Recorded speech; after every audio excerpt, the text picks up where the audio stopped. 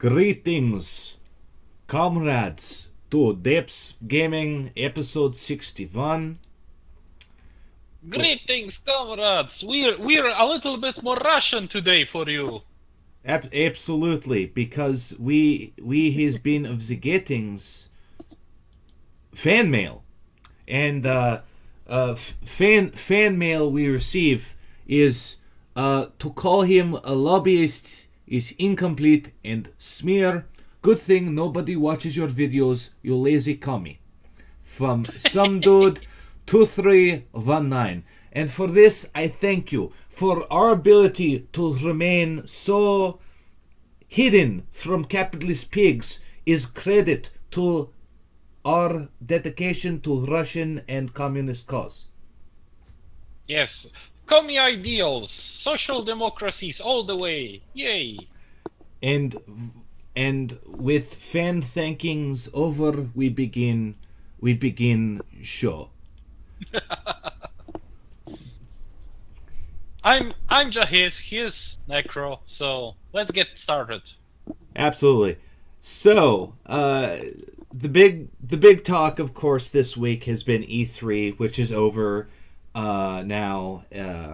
It's been for a couple days, and the thing about E3 is the news has an expiration date, so Yes. which we've already passed. It's sad, but yeah. That's kind of what happens when you have a weekly show. But so much has happened because every single company had a lot to put on the line. Nintendo brought us Fortnite on the Switch, Super Smash Bros. Ultimate, which Reddit has been talking about nonstop because they want their fucking Waluigi and they want it now. Also, another thing that you could see on the conference on the floor, well, actually something that you couldn't see, is the fact that EA has not uttered the words microtransactions, loot boxes, or DLCs at all. Yeah. Which shows you the power of controversies right there. Yeah, they kept it shut. They showed off Battlefield 5 and, of course, what really makes the money, FIFA and Madden. Obviously. It's true. We looked at their sales reports. Yep. Microsoft showed us a few things like a new Devil May Cry, Just Cause, which was leaked the week before. Yeah, Xbox conference this year was completely filled to the brim with games. Basically, games after games after games after games. Absolutely. And that's what I want to see from E3 conferences. More games. Yeah, because we got Shadows Die Twice, Fallout 76, Crackdown 3, Shadow of the Tomb Raider, and Kingdom Hearts 3, which I definitely didn't just read off of a list. And the game that possibly won E3, Cyberpunk 2077. Yes. CD Projekt Red Studios are at it again. They stole almost every single award possible with Witcher 3, and I think they're trying to do the same with Cyberpunk 2077. Because something that CD Projekt Red and Mike Pondsmith have in common is that they're both really crazy and really dedicated to what they do. Yes. So it's only natural that a union between those two forces of nature is going to provide results.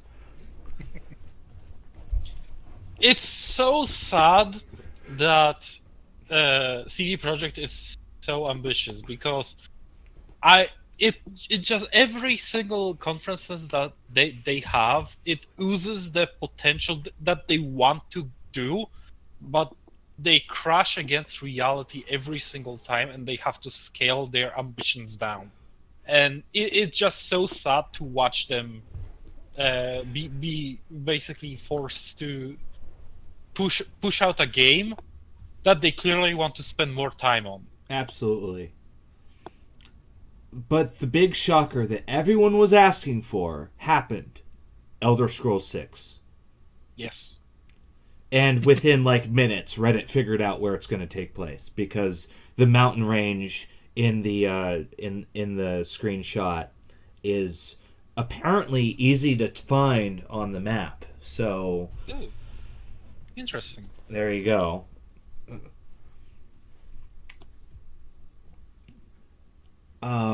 New Assassin's Creed game, Beyond Good and Evil, got a new trailer again. Division 2 exists, and that's pretty much everything except for the other game that possibly won E3. You see, which is? People came to E3 knowing Kojima would be there and expecting Kojima to answer all of the questions about his new game with Norman Reedus. Those fools. Those fools. They're going to have more questions. So many more. Because Kojima, the guy can just... How do you show off an 8-minute trailer and answer nothing?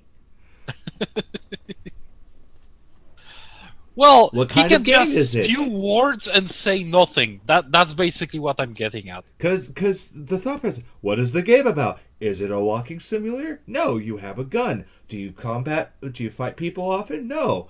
You can see monsters. Do you fight them? No. What the fuck do you do?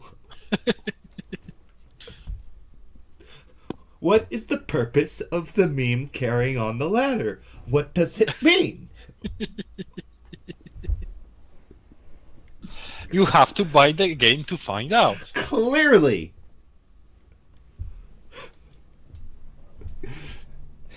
That is how you do a trailer. Yeah, so basically hype, hype, and hype. And leave the audience wanting more.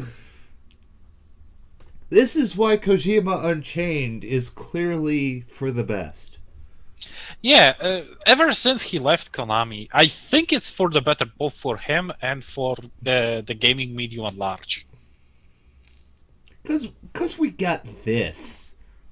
I mean, I've never felt so lost during a game trailer.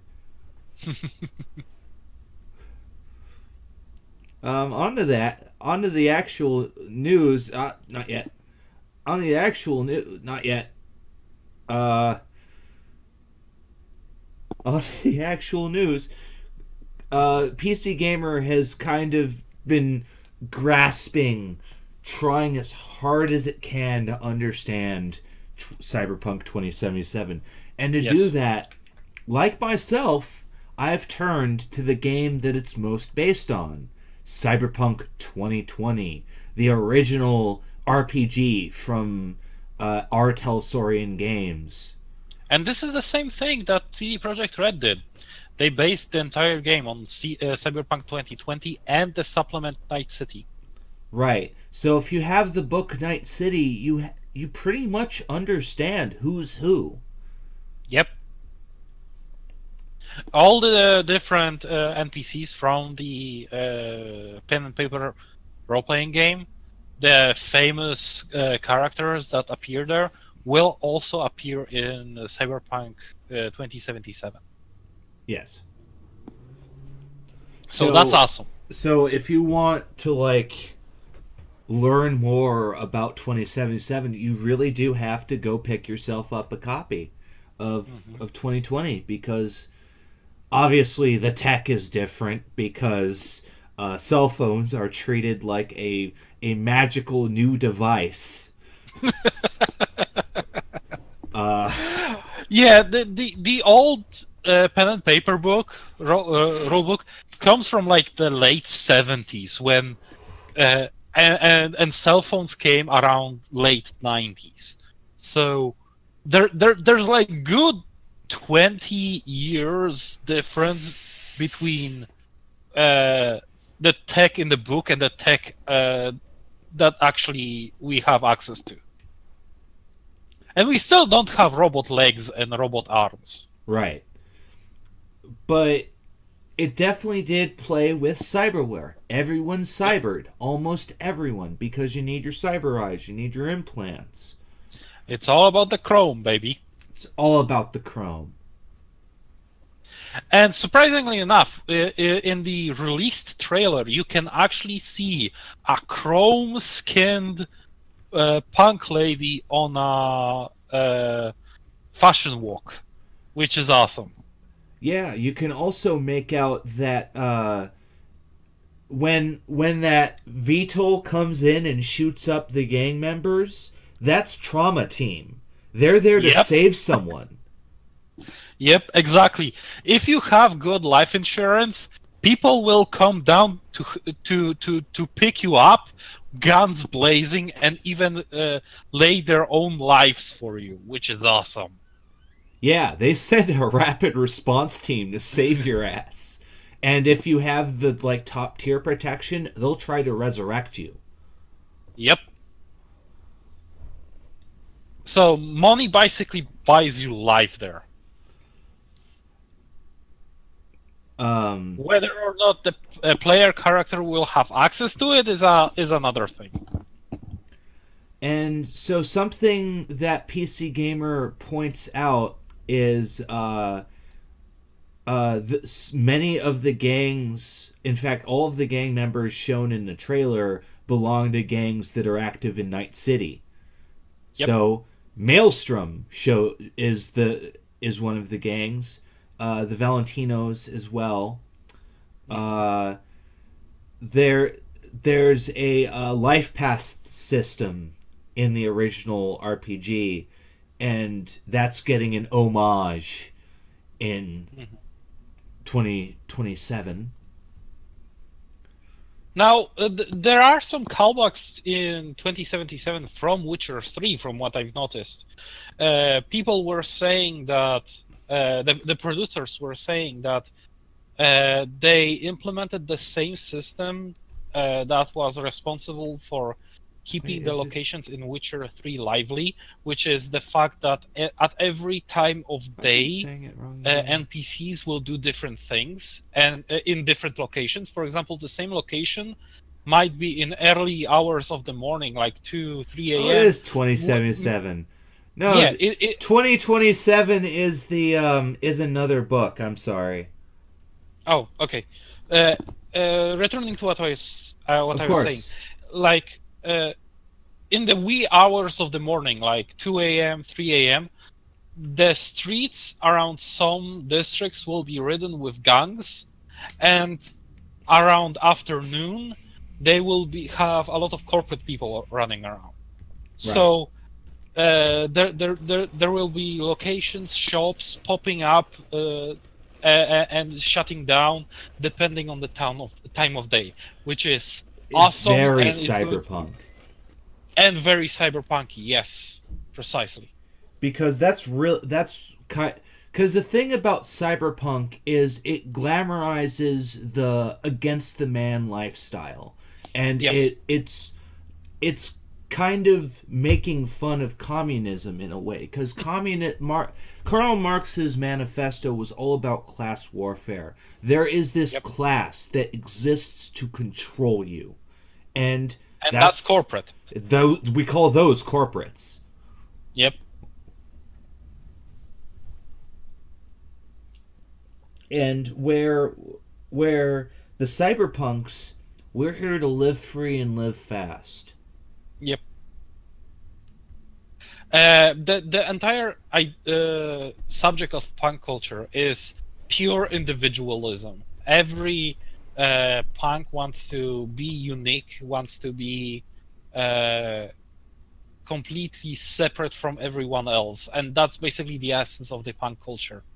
And they are trying to capture that in the game as well, because we see a lot of NPCs walking around, and every single one is in some way different than the other, which is quite amazing, both when it comes to the demo and what we heard from people who came out of the live demo during the E3, which was like 45 minutes to an hour of pure gameplay. That's a pretty serious demo. Yep. Wow. That's enough to show you like a good. That's enough to show you a vertical slice. That's amazing. Yeah, I believe they went through 3 missions during that demo. Yeah. Three beginning missions. There was nudity. There was this is a game for adults. This is not a game for children. Let's start with that. Well, the other thing with Cyberpunk is there's a lot. Just like, is everyone is molded to be beautiful, and so there's a bunch of boobies and abs flying around. Yeah, Google Labs. Necro? Yes, sir. You there? I'm here. There you go. I'm here. You went silent for a moment there. I didn't think I did. But we're hoping that Rocker Boys and Girls come back, because sadly enough, you're not going to be able to play the class of a rocker. So, by the way, that character's name you were talking about is named Lizzie Wizzy. Oh, I see. And I guess she's a rocker girl, because someone spotted that. I'm reading this from the article. We see posters and newspaper art headlines about the performer. So if we see Silverhand, he's like Rolling Stones level old. Probably. Or, they might change that lore a little bit so that he's young again.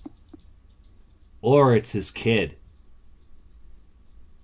Or he's a robot. All of these and more when you pay $60 for Cyberpunk 2077. Yep. When it comes to classes in Cyberpunk, are we still talking about it? Okay. Yeah, I just wanted to quickly touch upon the fact that they limited all of the 12 classes down to 3, which is Solo, Techie, and Netrunner, which makes me kind of sad, but again, I understand the reason why they did it. Another thing that that makes me a little bit sad about Cyberpunk is the fact that they move towards the class as you go kind of scheme. So you basically start as a blank slate, and as you level up, you can pick which classes you will specialize in, whether you want to specialize in netrunning, soloing, or basically using tech. And I hope that when the next Cyberpunk comes around, they're going to elaborate on the classes. Yeah. I'm still going to buy the fuck out of this game. That's for sure. Capitalism for the win. Because in the original game, it was fairly classless, but you had a role that you chose that gave you a special ability that gave you agency as that class. Cops had their authority, media had their personality, that sort of thing. Yeah, and the rockers could basically influence the crowds. Yeah, if you had a really powerful rocker boy could cause a full-out riot. Yep. What's interesting is that a cool stat is making a return. So aside from strength, charisma, and so on, you're going to have cool, which is awesome. You gotta be cool, bro. Right. Yeah, certain areas of the game will be limited until you get a certain level of cool, though. That's true. You can't get into a nightclub unless you're fucking flashing the chrome, bro. Anyways, yep. Finally moving on. Valve says it's really easy to spot devs manipulating reviews, bans them all the time. So this is Not another often PC Gamer enough. article. And no, it doesn't happen enough. Something I Yeah. noticed when Jurassic Park, the new one came out, the new video game, is Yes. immediately there was like 100 reviews positive with like 10 minutes in the game, and they're writing a 1 sentence positive review. Yeah, and guess what? These guys are not going to be banned for it. Right? No, because they want the money. Yep. And the thing is that they say it's really easy to spot, even if you do it slowly. They say that they're punishing it.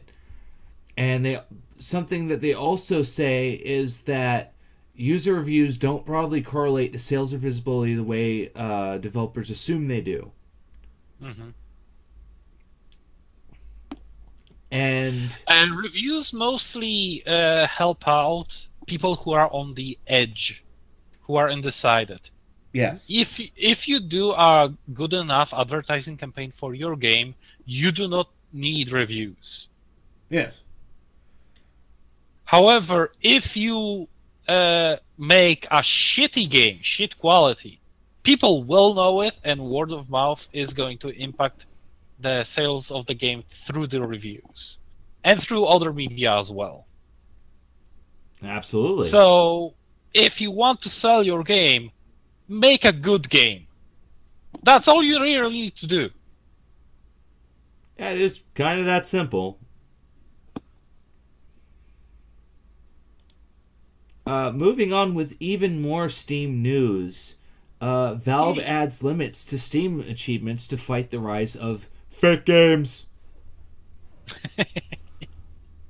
Yeah, they call it fake games.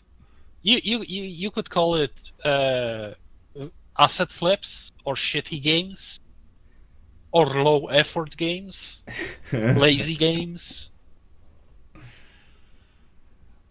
The boil down here is they're adding a system so that when someone posts a game to Steam, they have to essentially figure out whether or not people are playing it long enough to be considered a real game. Hmm. If they detect that you will often just have this game up and are just getting achievements for existing, then they're going to decide, no, you don't get counted. Yep. Because achievements are kind of a big thing. You can turn achievements into game codes, which then you can sell on shady websites. And that's basically what most of those people are doing. They basically make a shitty game that makes it very easy to integrate bots into, and then give a shit ton of free codes to their game to bot farms that then farm the achievements, turn it into game codes, and sell it on shady websites, and that's how they make their money. Right.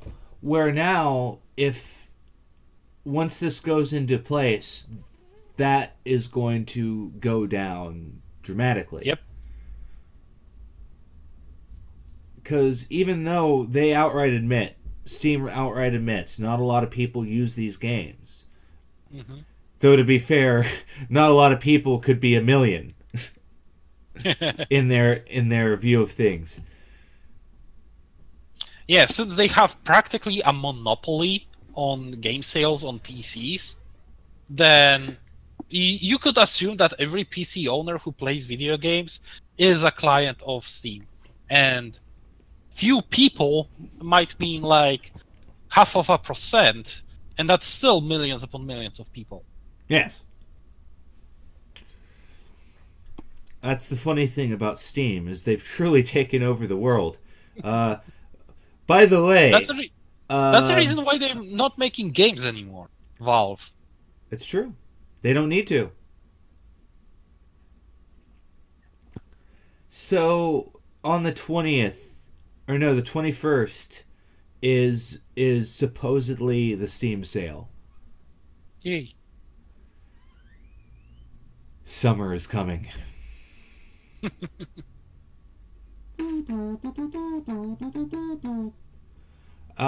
So, on to answers that nobody wanted in the name of Communist Russia.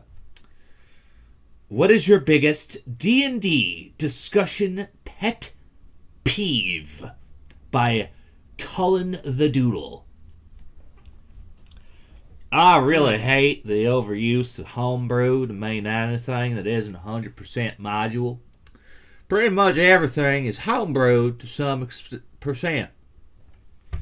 I also dislike when people say, write a campaign. It sounds like the terrible DM habit of writing a novel and trying to make players follow it exactly. Unless you actually publish modules, it's just weird to say you are writing a campaign. Am I alone? Or does anyone else have something that irks them the way more than it should? Thank you. Okay. Thank you. First of all, Thank wonderful accent. Second of all, the thing that irks me most about D&D is the fact that I'm not playing it enough. Well, no, I mean, this more or less pertains to me because I worship this subreddit. The writing the campaign thing, sure. I'm gonna kind of cruise down in the comment section here. So definitely something that gets me is when this was particularly bad during 3.5 as well, is people saying, I want to play this word, and none of the classes that exist allow me to play this word. Famously, I got into an argument with a dude that said he wanted to play a skirmisher, when in the book there is a class called a rogue that has several abilities that allow them to attack and dash and move, that allow them to hit and run. Yes. And he kept arguing with me, saying, no, that's not a skirmisher. I want to play a skirmisher. And I go, well, then what the fuck is a skirmisher? And then he described his vague description of what he believed a skirmisher was. And, of course, it describes what I told him to play. Mm-hmm. And so that it's kind of like when people say they want to be a ninja and they don't understand that a ninja is a Japanese assassin.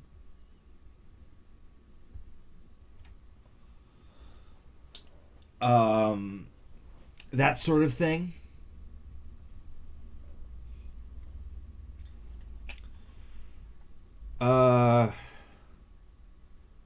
Let's see here.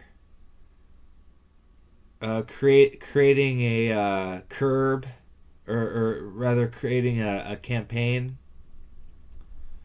I don't get that because it feels like you're planning for shit that isn't going to happen. What is not going to happen? The campaign as you wrote it. I see. Yes, railroading. Yes. I'm assuming that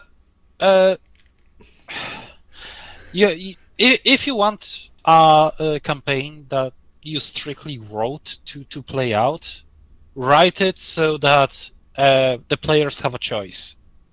Because players like to do their own thing, and unless you know the character of your players very well, writing a stricter campaign is not going to work out for them. Individualists do not like the idea of being put in a mold and sticking in it. Sticking with it, right? Right. I didn't know this, but apparently rules is written there aren't crit successes or fails on ability checks. And even if it's not rules as written, I say they're wrong.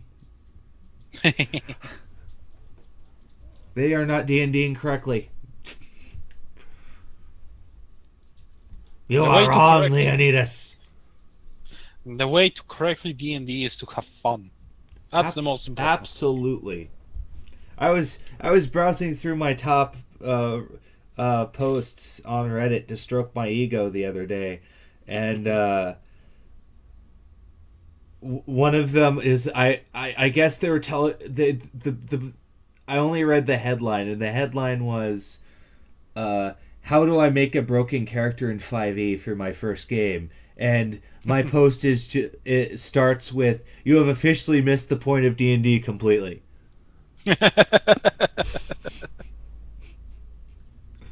You do not play D&D to win.